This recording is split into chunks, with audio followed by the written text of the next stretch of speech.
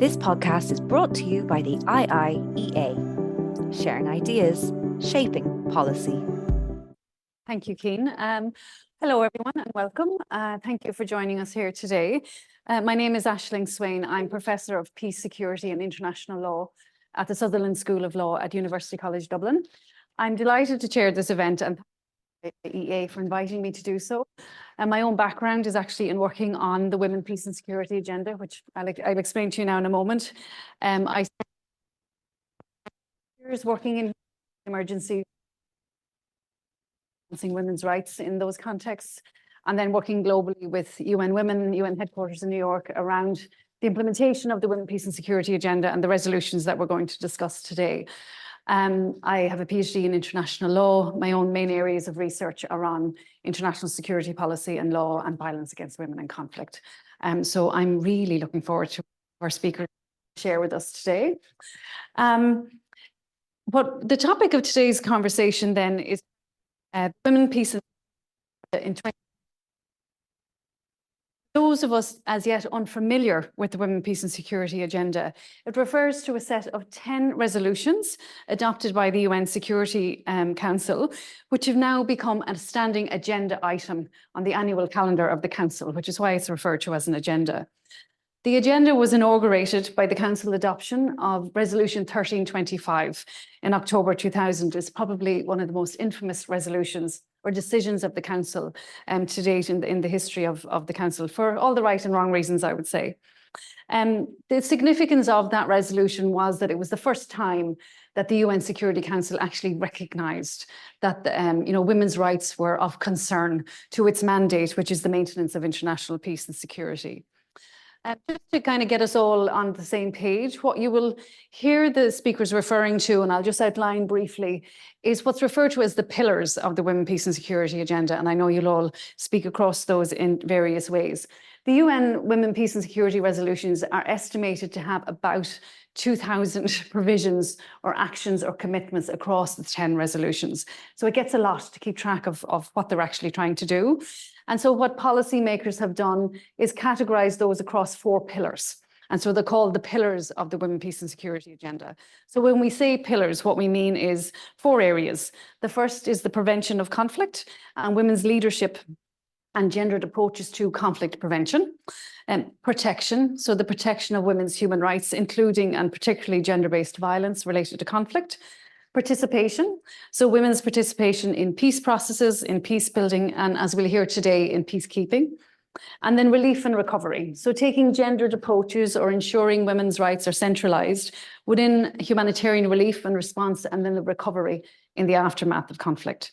So by shorthand, we have a set of pillars around which this agenda and policymakers engage on it to implement it. We're now heading towards the 25th anniversary of the agenda, which is kind of hard to believe, and I remember when it was first adopted, so that's how old I am. And we've much to discuss today as a result. We are joined by an esteemed panel of speakers to do so, and I'll outline them first here and then introduce them properly. So I am joined by Dr. Sally-Anne Corcoran, who is an Irish Research Council scholar, Ms. Sophie McGuirk from the Peace and Stability Unit of the Department of Foreign Affairs, and Major General Maureen O'Brien, retired former Deputy Military Advisor in the United Nations Office of Military Affairs at the UN Department of Peace Operations. So before we begin to hear from our speakers, let me outline how today's event will work. We'll hear from each of our speakers for 5 to 7 minutes each. We'll then engage with each other here for another few minutes. I'll then open up the floor to Q&A for those of you here in the room, as well as those of you joining us online. For those of you here in the room, I'll ask you to show any indication of interest so I can gauge how many people want to ask questions. For those of you online, you are free to post your questions on the Q&A box, which is at the bottom of your screen on Zoom. And you can put up your questions at any time there during the course of the proceedings just now. For both sets of Q&A, if I could ask you please to identify yourself and your affiliation so we know and we can engage with you. I'd like to remind you that today's presentation and the Q&A are all on the record. And you are more than welcome to join us in a debate online on this to tag the handle of @IIEA. So let us begin. I am going to turn to our speakers now one by one. Our first speaker is Dr. Sally-Anne Corcoran. Dr. Corcoran served with the UN for nearly 2 decades in the human rights, political and gender areas. Her HQ posts included UNOG, OHCHR, UNICEF and WHO. Her field posts have included Haiti, Dominican Republic, Croatia and Cyprus. As an Irish research scholar, she received her PhD in law at the Irish Centre for Human Rights in Galway University in 2022. So I'll hand over to you. Thank you so much, Evan. It's a pleasure to be here today. As you can see by this book that I'm holding, I just recently published a book. Actually, it's just come out on the 24th on, let me just go ahead here. Yes, on gender equality in UN peacekeeping, informed by my nearly 2 decades in the UN and what I saw on the ground. And the book basically looks at, I won't go into the context because Dr. Swain has covered that. But basically, I think what is important about the Women, Peace and Security agenda is that recent research has shown that the more gender equal a state is, the less likely that state is to engage in violent conflict. So I think there is quite an impetus on all to make sure that this agenda is implemented in practice. So implementation. So I looked at how was the agenda, the 10 resolutions, how were they put into practice internally within the UN organizational context and externally in the countries in which the UN operates. Because peacekeeping, one of the goals, I guess, aspirational goals of peacekeeping was that it would be a locus for dissemination of both human rights norms, including gender equality. So I looked at that. And so my question is, has it helped advance women's equality and empowerment in the peacekeeping context and more broadly in the last almost 25 years? So I just wanted to say that there are qualitative and quantitative strategies. Firstly, there have to be a sufficient number of women throughout the UN in positions of leadership, but all through and in different staff categories, the military, UN police, and civilian political positions. I know Maureen will speak to the military end of that when it's her turn. But I think what's important about, many people criticize gender quotas. But I think what's important is if women and men were treated in the same fashion, they would show up in equal numbers. The fact is that they are not. So we need corrective measures to ensure equal participation so that peace accords and operations can benefit from the perspective of both men and women.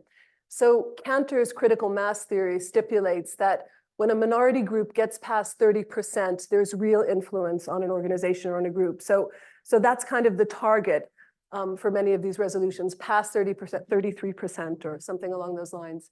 And then what's really important, though, is qualitative change. Has the agenda in the nearly 25 years that it has been approved, how has it acted on structures on the ground, both internally, UN institutional structures, but also physical structures and also structures in the host country?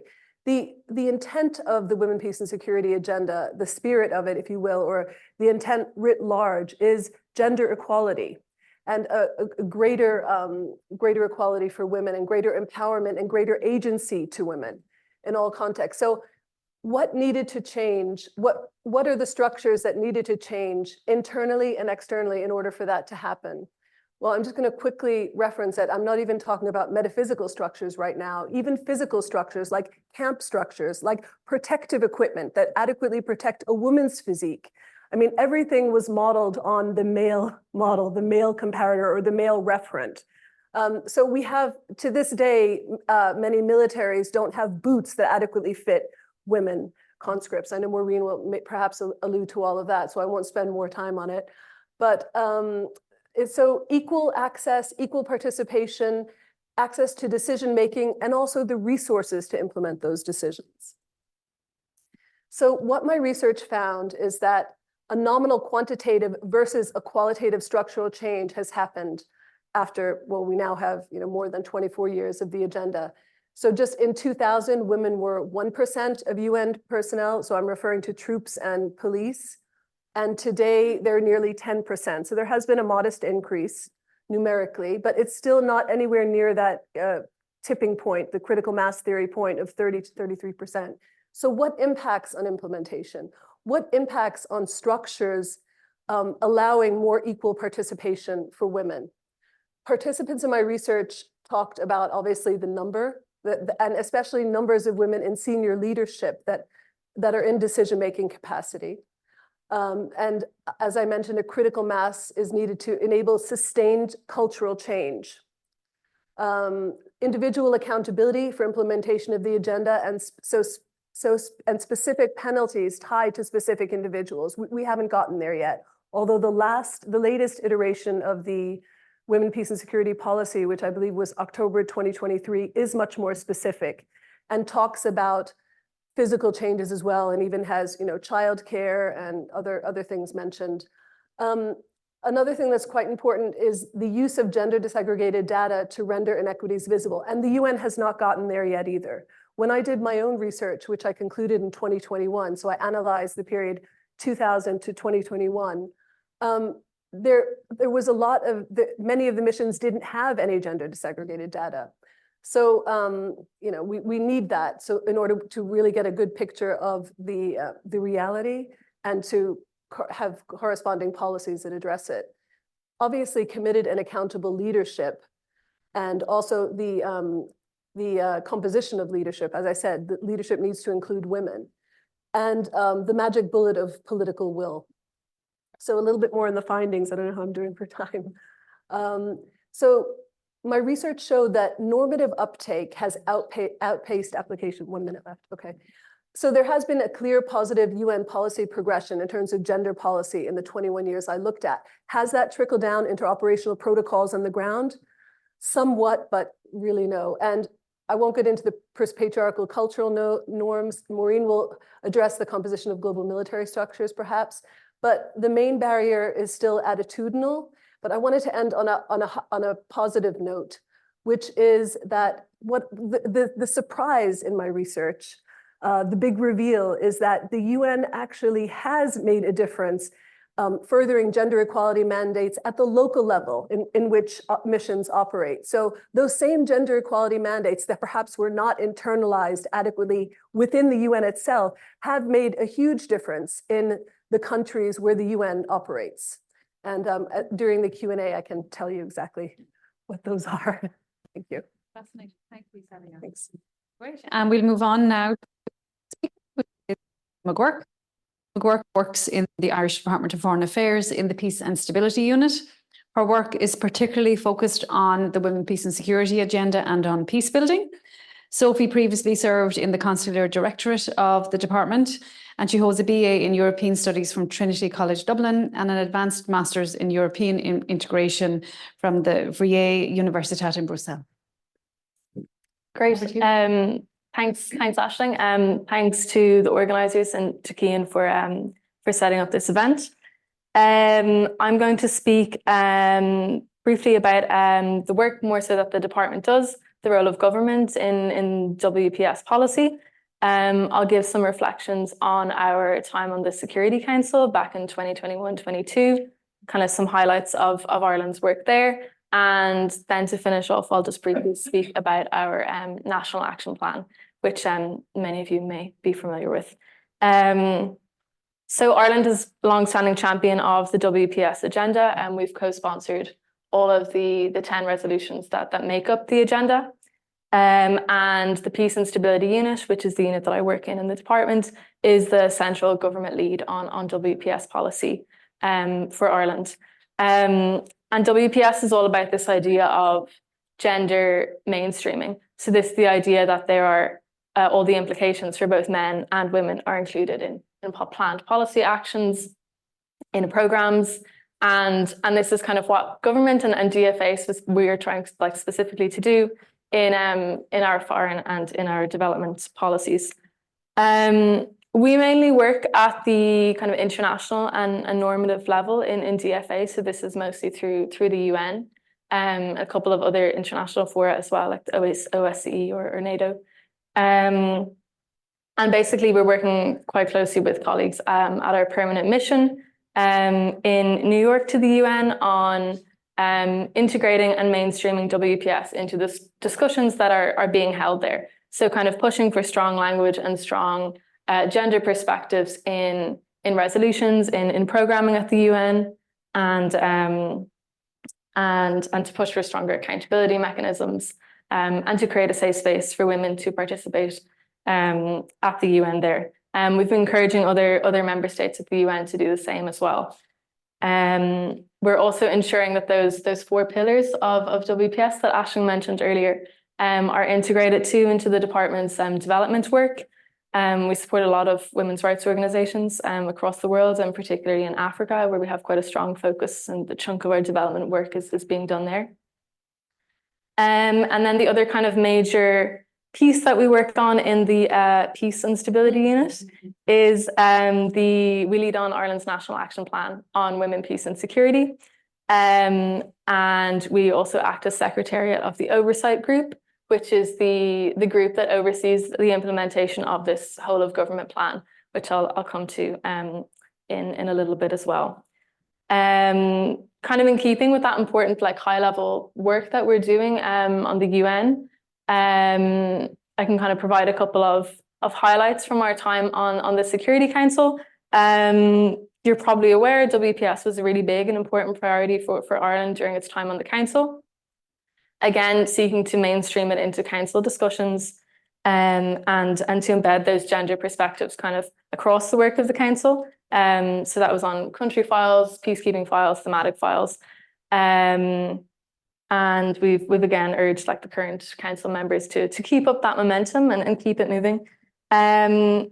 We did share the UN's informal expert group on WPS during that time, which is kind of brings together countries and experts at the working level to kind of work more systematically on WPS. And we led the first ever field visit to Lebanon in June 2022. Another piece of important work that we focused on was bringing the voices of civil society members to the Council. So during Ireland's presidency, we had 17 civil society briefers who came to the Council to speak on specific conflict-affected countries at the time. 16 of these were women, and this set a record for the highest participation of women at the Council at the time, which kind of leads in as well to probably a key achievement too from the Security Council was the creation of the WPS presidency trio. This was together with Mexico and Kenya, and we kind of made a commitment to mainstream and to prioritize WPS throughout the respective presidencies of ourselves and those other 2 countries. And this formed into a set of signed shared commitments, they're called, which have been built upon ever since. So we have over 20 current and former UN Security Council members that have now adopted the shared commitments to really focus on implementing and bringing WPS to the forefront of the agenda at the Council. And then lastly, I will speak a little bit about our National Action Plan. So DFA leads on Ireland's NAP, we call it, to shorten it a little bit. We're currently implementing the 3rd NAP, which will expire at the end of this year. And then as of next year, 2025, we'll be launching Ireland's 4th National Action Plan. So we're kind of in the initial development phases of that at the moment, and that'll be a big priority for us going forward. The NAP is also structured across those 4 important pillars. And there's an oversight group which oversees the implementation of the NAP. So it's a whole of government policy. It's not just DFA doing this on by ourselves. There's a very strong focus on domestic application of the NAP, and we were one of kind of the first countries to have that approach as well. So we have colleagues from various different departments who are sitting on that oversight group and who are also ensuring that these policies and these commitments are actually being met. So the group is composed of half civil society, half government departments. Okay, 1 minute. And we have adopted kind of a more intersectional approach in the NAP as well. So this approach kind of recognizes that women are not one big homogenous group, and that they can face conflict in various different forms and also face various different forms of discrimination as well, based on different factors in gender, sexuality, religious basis. So we've tried to incorporate all of that in our national action plan. There's also a couple of focus countries that we have in the plan, which DFA is really kind of honing in on engaging on the ground in those contexts as well, and trying to take then those lessons learned and kind of inject them into our work done at the normative level. Yeah, so I mean, just finish on our priorities just going forward, to continue that important engagement at the normative level and kind of keep up the momentum from Security Council. The NAP will be a big priority for us as well in the next couple of months, and to kind of have a real focus on accountability, and then continuing our development work and trying to kind of bridge a gap between the work that's being done on the ground and the work that's being done at these high level fora. So that's kind of the aim of the Peace and Stability Unit, and that's what we'll be doing going forward. Great. Thank you, Sophie. Wonderful. Great to hear what the department is doing, and that the new NAP is coming along. That's good to hear. Great. And so our final speaker is Major General Maureen O'Brien, retired. Major General O'Brien is a native of Galway City. She graduated from the University of Galway with a BSc and a HDip in education before being awarded a cadetship in Óglaigh-na-hÉireann in 1981. In 2021, the Major General served as Deputy Military Advisor to the UN Under-Secretary General for Peace Operations. She is Ireland's first female officer to reach the rank of Major General. During her career, the Major General has amassed extensive overseas experience, including as Acting Force Commander in UNDOF in Syria, and prior to that, UN peacekeeping experience in Lebanon, Western Sahara, Timor-Leste and Chad. She has also worked with OSCE in Sarajevo, Bosnia and Herzegovina, and has recently retired from Óglaigh-na-hÉireann. Over to you. Good afternoon, everybody. Today I want to discuss and talk about the figures and everything that we have had working in the Office of Military Affairs. While I was Deputy Military Advisor, I was physically located in the Office of Military Affairs. And I want to tell you about what we did to try and ensure that we increase the number of participants of women in the peacekeeping missions. As mandated by UN Resolution 1325 and other successive resolutions, which recognise the importance of women's participation in peace operations, not just as victims, but also those who can positively impact peace. We wanted to ensure in the Office of Military Affairs that our uniform component is diverse and inclusive of women, reflective of the communities that we serve on the ground. There's no point in having an all-male environment which isn't reflective of the community that we work in. First of all, I'll talk about numbers. It's a bit dry, but we have a uniformed gender parity strategy which started in 2018 and it reaches 2028, which sets incremental targets each year in different categories of military personnel. We have staff officers which will be located in headquarters, either at a mission headquarters or a sector headquarters. Military observers who observe potentially treaties, adherences to treaties, and ensuring that one party is not increasing the military participation, etc. But also contingent members. The vast majority of soldiers or personnel on the ground are parts of contingents. And there are approximately 77,000 military personnel on the ground at any one time, and they can increase and decrease from that.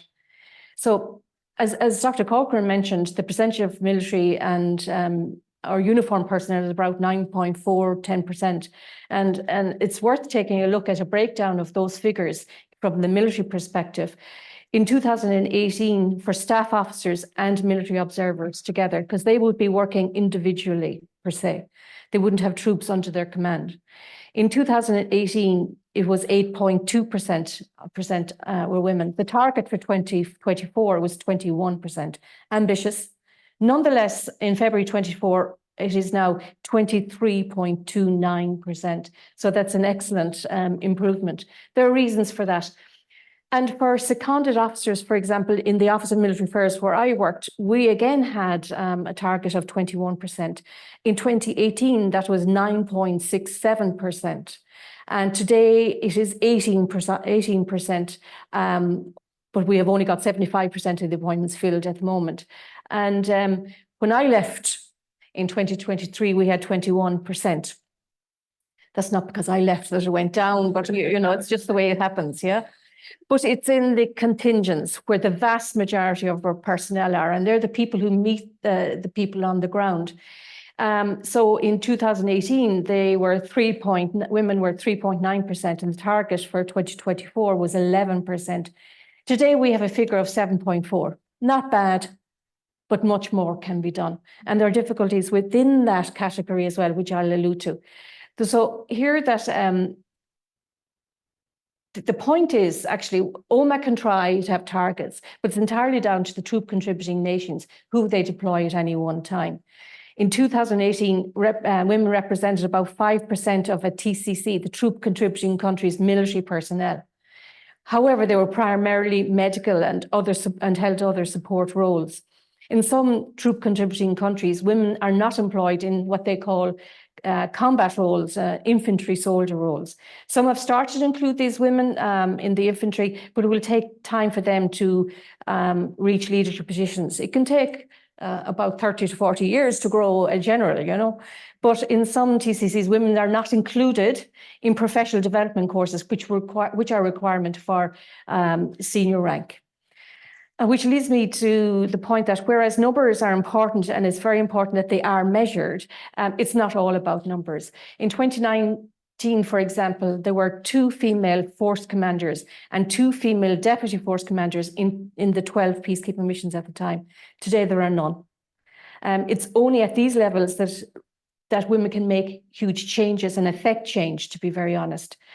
Force commanders, deputy force commanders, and other senior appointments will not come from the support end of the forces. They will come through the combat end in general. So it's only in TCCs like Sweden, Norway, Australia, Ghana to a certain extent, and Ireland, where women are fully integrated in the force and as part of the infantry unit. That's where we will get the leaders, senior leader holders for the future, but it will change in time. But the Office of Military Affairs has also made efforts to ensure that the troop contributing nations include women in their deployments. And there's a number of ways that we've tried to do that. And it is about carrot and stick, and it is about blackmail, but nonetheless, it has to be done. So the number of staff officers appointments held by TCC in a mission are in part determined by the number of the size of their contingent. So OMA also prioritised appointments, staff officer appointments, to those troop contributing nations who include a large number of females. So if all else is equal, we will look at the female participation in the contingent and appoint staff officers in staff officers' role according to that. We also in each unit that is deployed has what we call a statement of unit requirements. And in that, it tells you, you must have X number of personnel, you must have this equipment, you must have that. But also in it, we state that they must include female participants. Now, we've only had difficulty with 1, maybe 2 TCCs, but they have included when we made them in a diplomatic sense. Since the start of 2021, an infantry unit must include an engagement platoon, the purpose of which is to help with civil-military interaction. And that engagement platoon originally was 100%, and I had a big difficulty with that, because for me, that essentialized women into one role. And so if I have very few women, and if it's only 5% of one's force, why would you then just pick them out to do a particular role, which is engagement? So we have now decided, and the new role is that there's 50% men and 50% women, again, reflecting the people on the ground. We distribute gender disaggregated data insofar as we have it, and as we call it, the gender imbalance statistics on a monthly basis to TCCs to essentially name and shame. For seconded appointments in OMA, we came up, and I say we, I mean me, came up with a way of troop contributing countries can nominate a number of people for any one job. We decided that 25% must be female. But for senior roles, they don't all, the TCC doesn't necessarily have females in those positions. So they may only nominate 3 men. Now that caused absolute consternation. But what we're hoping from that is that we'll ensure that TCC will go back and say we must educate and give the professional qualifications to our female personnel as well, in order that we'll get more opportunities for the men. Anyway, if it works, we don't mind. The Department of Support, and it's something I might talk about in the questions, has also talked about, has done some work with ELSI, a Canadian organisation, which seeks to increase our, improve the accommodations for women, to make them more suitable for women. Having said that, the accommodations for men are atrocious. So I think what we want to do is raise the tide for everybody. So it's not about numbers. We have pointed out that the most important thing when we met with the USG for peace operations and the TCCs, the ministers and the chiefs of defence that came, is that if they don't include women, they are operationally less effective. And that's a simple fact. I don't have to prove it to anybody. It is just the way it is. So it's amazing how, when we say that, the cultural reservations that they may have had seem to dissipate somewhat, especially if we point out that their neighbouring country, with which they may have issues with, has increased the number of females and has started having females in infantry units. And finally then, in the UN headquarters, what we did is a very senior appointments. We did leadership, gender responsive leadership courses. And each department now and office has to include goals and actions to encourage inclusivity and ensure gender is mainstreamed into our plans, all plans. And because gender mainstreaming is everybody's business, we now insist that all personnel appraisals include an assessment of an individual's input into the departments and offices' gender and diversity goals. So we've done a lot of work, but again, a lot of it is down to the troop contributing country itself. As the saying goes, a lot done, more to do. Thank you. Thank you very much. Great, fascinating remarks from all of you to kickstart our conversation, and thank you. Before I get to pose a question to you then and kickstart us off, just to remind you all that I'll invite Q&A now in a couple of moments. For those of you online, please do post them up on the Q&A section of the Zoom screen. And for those of you here, get your questions ready. And please remember to let us know who you are and your affiliation, and to tweet at IIEA, please, online. So I'm sitting here, and it suddenly struck me as I was listening to all of you, how interesting it is that we have someone from government, we have someone from military, and we have someone from civic society and academia. And how remarkable it is that while you've talked about very different things, there's themes that run through what you've been speaking about. One of them is barriers, which I think you've said quite clearly, and I want to come back to Dr. Corcoran, so I'll give you a chance to do that. And also opportunities, right? And that there are opportunities, and often with policy areas like the Women, Peace and Security agenda, what we have seen is the agenda itself has pushed open space to advance women's rights and gender equality issues. Quite concretely, in a ways that I think many of us wouldn't imagine was possible by the agenda when it was first adopted. But at the same time, that constraints have arisen that restrict what those possibilities can be and mean in practical terms, I think, for the likes of your own organisations and your work, but also for people and communities on the ground affected by conflict, most importantly. Sally-Anne, you said something really important about how originally the spirit of the Women, Peace and Security agenda was about gender equality. And I, for one, for sure, have been in so many rooms globally where that has simply been forgotten. And it has been lost almost as a central pivot of the agenda. So next year we are 25 years. And I wondered if you all could say something that you might want to think about for that 25-year moment. What are the opportunities now?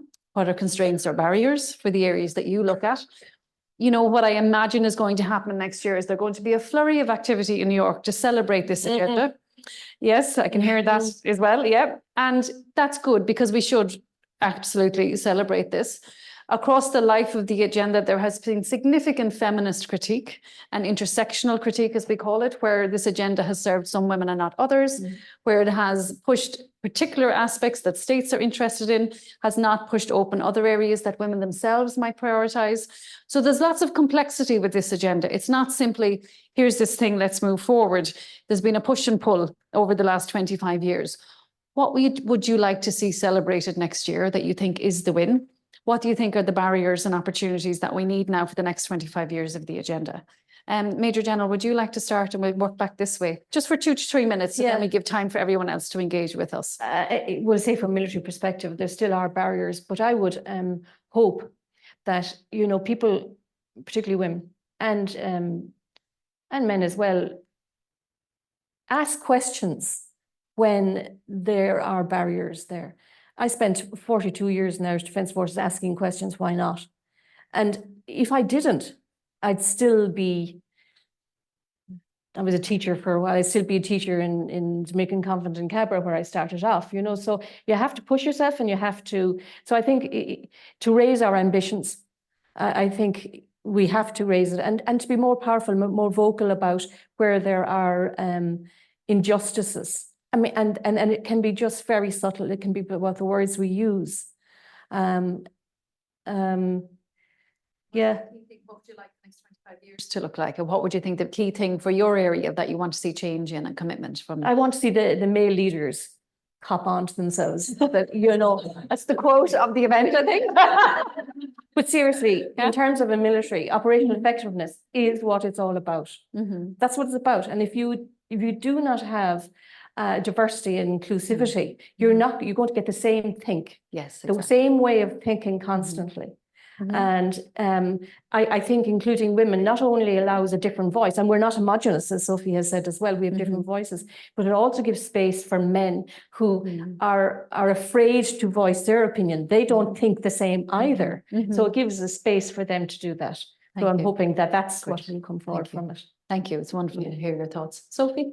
I guess kind of to pick up on your point on not male leaders specifically, but leaders, I would think, and well, I would hope that the 25th anniversary will be kind of raise the profile of WPS and kind of instill a little bit more political will into the agenda, because I think that's something major that's lacking, because it's all kind of well and good for those of us who are working directly on it to kind of go around and preach the importance of WPS, but it's very hard to get that political buy-in, and this varies massively as well, depending on each country and their context as well. And I mean, also with just the proliferation of conflicts in the last couple of years too, I would, you know, hope that it's kind of an opportunity to reflect and understand that it's so important to have this integrated into discussions around conflict resolution and peace building, and that it can be used and applied today. And that it can be a major benefit. And then the other thing I would say is a stronger push for accountability, which again is what I think we see as a major gap, and certainly like at that normative level as well. Obviously, despite the resolutions and the discussions, and even kind of policies that are in place that in a national context as well, it's quite hard to have that accountability mechanism and to make sure that commitments are being met, and that states who promote the WPS agenda, including ourselves, that we're meeting the commitments and we're practicing what we preach. So they'd be the two main things, I think, from our side. Thank you. Dr. Corcoran. So for me, I would say, I'll start with the positive. Great. That I do, that's surprisingly, given my cynical nature, there have been a lot of wins in the 3 operations that I looked at, Timor-Leste, in Timor-Leste and in Lebanon and Mali. There were, the gender equality mandate was successfully implemented. There were local wins in local context. So I'd love to see more of that.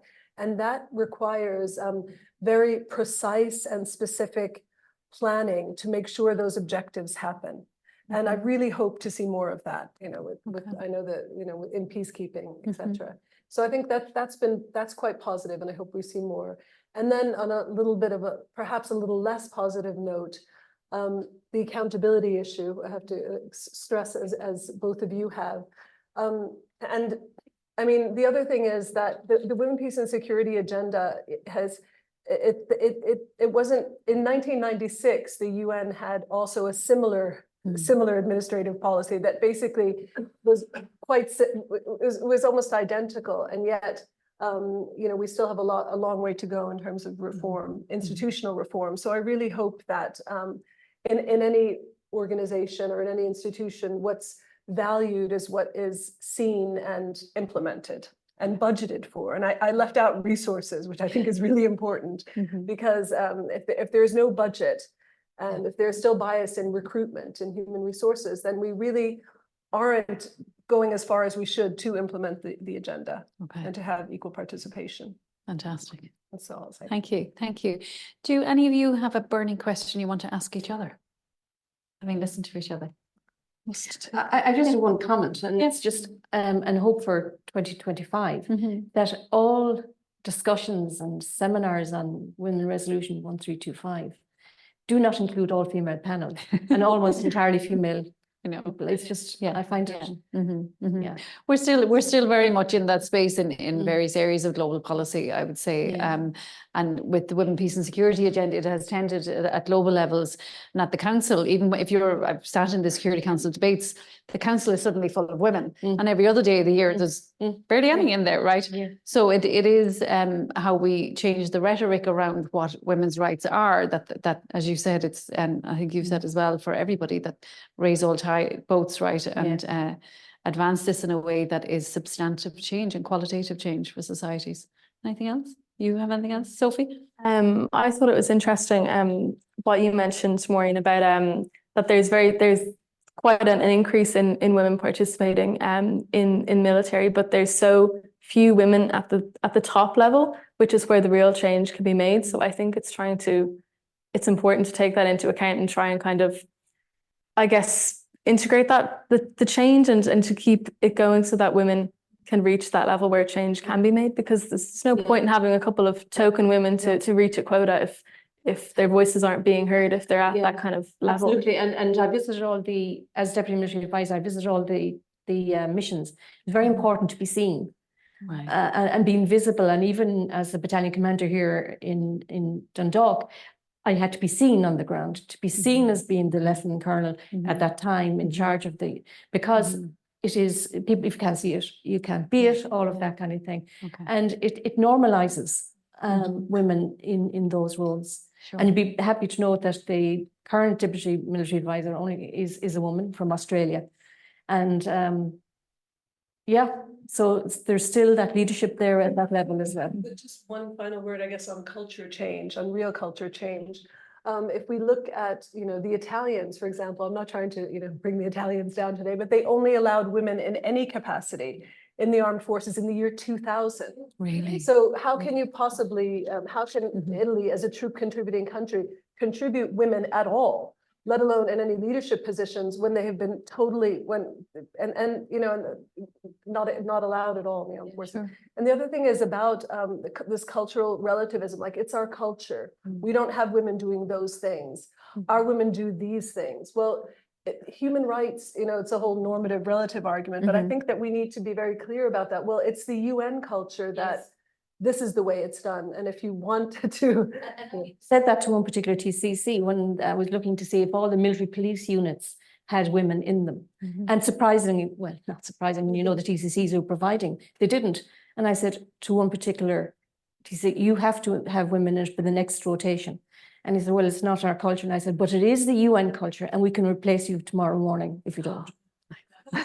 Well, we can't really, but that's great. But it is. We do need more of that, and directive commands. That this is the norm, right? That there is a norm that is egalitarian, right? And that's the important message. This podcast is brought to you by the IIEA, sharing ideas, shaping policy.